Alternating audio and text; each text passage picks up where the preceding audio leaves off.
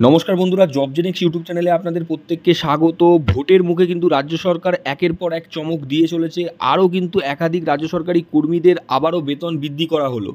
রাজ্য সরকার কিন্তু ভোটের মুখে একাধিক সরকারি কর্মীদের আবারও ভাতা বা বেতন আপনারা বলতে পারেন সেটা কিন্তু বৃদ্ধি পেল, স্যালারি হাইক করলো। তো কোন শ্রেণীর কর্মীদের কিন্তু স্যালারি বৃদ্ধি পেলো, কতটা বৃদ্ধি পেলো, এই ভিডিওতে আপনাদের জানাতে চলেছি।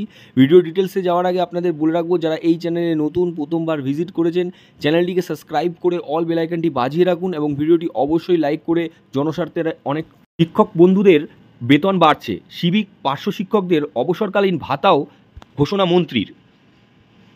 লোকসভা ভোটের আগে শিক্ষাবন্ধুদের বেতন বৃদ্ধি করল রাজ্য সরকার। বুধবার সাংবাদিক বৈঠক করে মুখ্যমন্ত্রী মমতা বন্দ্যোপাধ্যায় সরকারের এই সিদ্ধান্তের কথা জানালেন মন্ত্রী মানস ভূঁইয়া। প্রায় 40% বেতন বৃদ্ধির কথা ঘোষণা করেন তিনি। বলেন, আজকে দীর্ঘদিনের লড়াইয়ের শিক্ষাবন্ধু সুবিধা পাচ্ছে।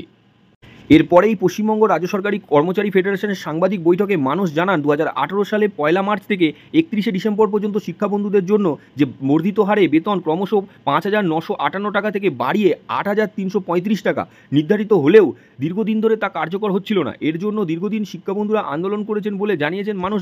বলেন, আমাদের মানবিক ও কর্মচারীদের মুখ্যমন্ত্রী মমতা বন্দ্যোপাধ্যায় রাজ্যের অর্থ দপ্তরের মঞ্জুরি দিয়ে তা মঞ্জুর করে দিয়েছেন।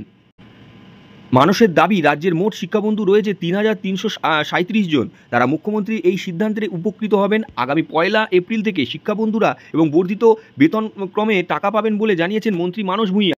তিনি আরও বলেন, এর মোট পরিমাণ 9,19,00,000 টাকা। রাজ্যের বিভিন্ন বিদ্যালয়ের পড়ুয়া, অভিভাবক, শিক্ষক পরিচালনা সমিতির মধ্যে যোগসূত্র রেখে স্থানীয় বাসিন্দাদের সঙ্গে সখ্য করে তুলে অর্থসামাজিক ও শিক্ষাক্ষেত্রে গুরুত্বপূর্ণ ভূমিকা পালন করেন বলে দাবি করেন মন্ত্রী। মুখ্যমন্ত্রী এই উপকারের কথা মাথায় রেখে শিক্ষাবন্ধুরা তারা পাশে থাকবেন বলে মানুষ বাবু তা আশা করছেন।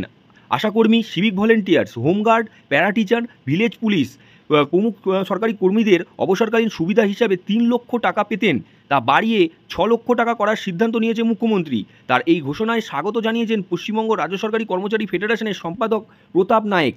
এক্ষেত্রে দেখতে পেলেন, ভোটের মুখে কিন্তু রাজ্য সরকার শিক্ষাবন্ধুদের স্যালারি অনেকটা বৃদ্ধি করলো এবং 40% বৃদ্ধি করা হলো। সঙ্গে কিন্তু একাধিক সুযোগ সুবিধা এবং দেখতে পাচ্ছেন বিভিন্ন যে সমস্ত বেসরকারি কর্মীরা রয়েছেন, যারা টেম্পোরারি কর্মী রয়েছেন, অর্থাৎ এক্ষেত্রে কিন্তু আশাকর্মী, civic volunteers, home guard, para teacher, village police, তাদের কিন্তু অবসরকালীন যে এককালীন টাকা সেটা কিন্তু 3 লক্ষ থেকে 6 লক্ষ করা হলো।